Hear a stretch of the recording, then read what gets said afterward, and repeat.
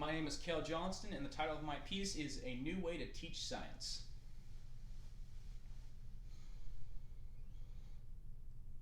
Now, I don't know why, but it seems like in these last few months I've had a lot of extra time in my hands, and in that time I decided to start watching TV again. Now, that may not seem like a very big deal to you, but it was a pretty big deal for me. I transitioned to being more of a YouTube and video games guy about 4 years back. So when I came back, it turns out I had missed a lot, and I tried to scramble and see if I could watch everything that everyone said you absolutely had to see. And there were a lot of shows like that. I watched a bunch of live action shows, animated shows, claymation shows. Those were a little weird, but it happens. I watched adult shows, kids shows, The Mandalorian, Avatar The Last Airbender, and everything in between. But one show that was very fun for me and very interesting was a show called Dr. Stone. Dr. Stone is a Japanese animated show about a genius teenager named Senku who tries to survive in the stone world using science. And what's interesting about this show is that the people who wrote the books the show was adapted from took great care into making sure everything within them was scientifically accurate. Because of this, Dr. Stone creates and presents an interesting way of presenting and exhibiting science in a way that is easy to understand for even someone who only knows the basics of science. So first, we'll give a bit more of a plot summary about this show so you know where I'm coming from, and talk about some similar shows that have been used in classroom settings for learning today. And then we will talk about how this show's specific attributes help it benefit teaching within the classroom. And finally, we'll talk about why our teaching system needs a change, or at least a bit of tinkering. So, let's go discover a new way to teach science. Now, this is just a bare bones plot summary, but you'll understand what you need to when I'm done with it. One day, a great green light appeared in the sky, and everyone in the world was turned to stone. Skipping ahead a little bit, 3,700 years later, our protagonist, Senku, wakes up from the stone, and he tries to discover if he can make a way to get other people out of the stone. And he does. He finds a little chemical combination formula that helps people revive from the stone, and he gives it to his friend. And they eventually plan to give some to their friend, but on their way to do so, they are cornered by a pack of lions, and are forced to revive someone they recognize as the strongest high school in the world. Now, because this is a cartoon, their strongest high school in the world is a lot stronger than our strongest high school in the world. And as such, he easily defeats the lions with a few well-placed punches. And he seems to be a pretty cool guy. His name is Tsukasa, and he wants to make sure that they use every part of the lion so they don't waste any of Mother Nature's gifts. It turns out, however, that he is not a pretty cool guy, as he does not believe they should revive the old people from the stone, as he believes that they'll ruin this world just like they ruined the last one. This is contrary to Senku and his two friends' beliefs, them recently reviving the second one, as they believe that they should revive everyone from the stone and give everyone a chance to, well, live. This leads to an altercation between the two groups as Tsukasa and the groups fight. Senku's group is forced to flee while Tsukasa chases after them. Through a series of shenanigans, Senku's two friends trick Tsukasa into thinking that Senku is dead, and because of this, they agree to trade the recipe for the revival fluid in exchange for letting Senku's two friends join Tsukasa's Empire of Might, as he calls it. But what he doesn't know is that Senku is actually still alive and sent his two friends to join Tsukasa as spies.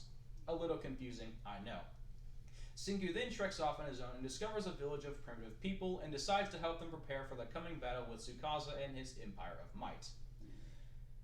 Now, other shows have used science in a similar way, with maybe a fairly different plotline.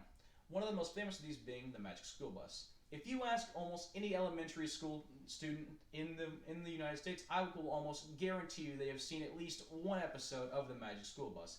And this is because it creates a very simple way of broaching and showing little kids scientific processes that may be a little too complex for them to understand, at least fully.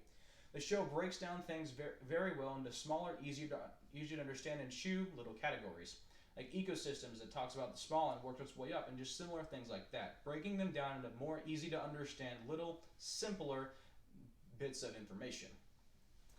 Now, how does Dr. Stone's specific attributes help make it beneficial for teaching in a classroom? Well, to start, the plot of the show may not sound very educational, but it's the execution of it that is. One of Senku's first big projects is to make an antibiotic drug to help cure one of the village leaders of his illness and to gain the village's trust. And coming from nothing, it isn't that too many steps, about 25, but in those steps is where the show truly shines. It carefully details and lays out each individual step, resource, and thing they will need to do along the way. devoting more time to more difficult resources and explaining the difficult obstacles and things that may occur along the way as they try to make this antibiotic drug. The show devotes more time to more advanced and complicated steps like acquiring electricity, high-powered magnets, or the toxic gas hydrogen sulfide. It often illustrates that science is not very often a very fast thing. It is often a slow crawl to the finish line and can take time. It takes Senku and his group of friends he acquires at the village months to finally complete the antibiotic drug. And you may be thinking, now that sounds great and all, but how does this help teach science? Well, because of how the way our eyes and brains work, our brains are better at internalizing information that comes from a moving image, or a show, a video. Things like that are better for your brain to learn with. And because of this, a show is a great format for that to come across in. Because our eyes track things in movement, it's much easier for our brain to internalize and remember things that happen within movement.